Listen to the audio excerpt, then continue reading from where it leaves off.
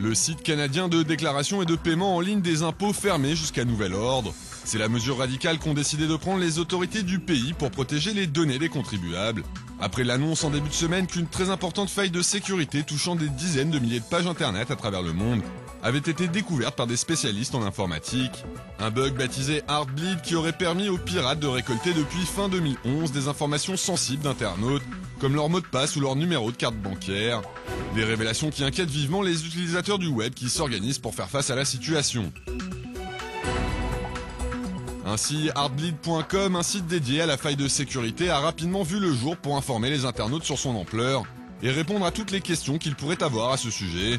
Une page en anglais qui présente les mesures à prendre pour se protéger du bug comme changer ses mots de passe sur la toile, mais qui se veut également rassurante puisqu'elle explique qu'un patch de correction a d'ores et déjà été trouvé pour résoudre le problème.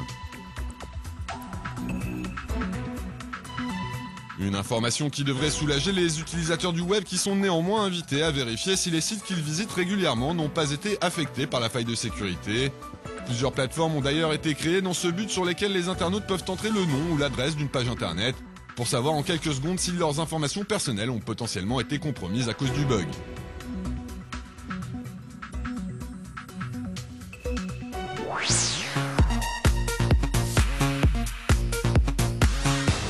Plutôt nu que sans liberté est le nom d'une campagne en ligne initiée la semaine dernière au Venezuela. Un mouvement qui invite les citoyens à se dévêtir puis à partager leurs photos sur les réseaux sociaux accompagnés des hashtags Mejor Desnudos que ou Desnudos con la UCV.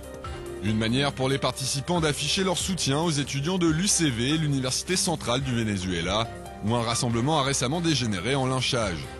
Un incident survenu jeudi 3 avril lors d'une manifestation menée par des opposants au pouvoir sur le campus de la faculté de Caracas, bastion de la contestation étudiante. Une mobilisation au cours de laquelle l'un des protestataires, pris à partie par des proches du gouvernement, a été obligé de se déshabiller avant d'être roué de coups. Une agression dont ont largement témoigné les internautes sur les réseaux sociaux, dénonçant les violences perpétrées par des groupes armés soutenus par le président Maduro.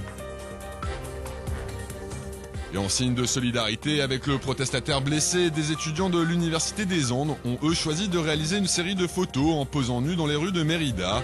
Une initiative destinée à faire savoir au régime et à ses supporters que malgré la répression dont ils sont régulièrement victimes, les anti-gouvernementaux sont déterminés à poursuivre le mouvement de contestation engagé depuis 2 mois à travers le pays.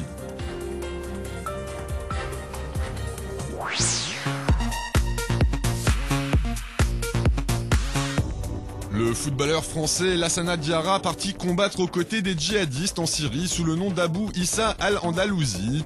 C'est la rumeur lancée par le site extrémiste fissyria.com qui a récemment mis en ligne une vidéo où un homme cagoulé présenté comme l'ancien joueur d'Arsenal appelle à rejoindre un groupe islamiste. Une information reprise par le journal britannique The Daily Mirror qui n'a pas manqué d'inquiéter les amateurs de ballon rond avant d'être finalement démenti par l'intéressé lui-même via son compte Twitter.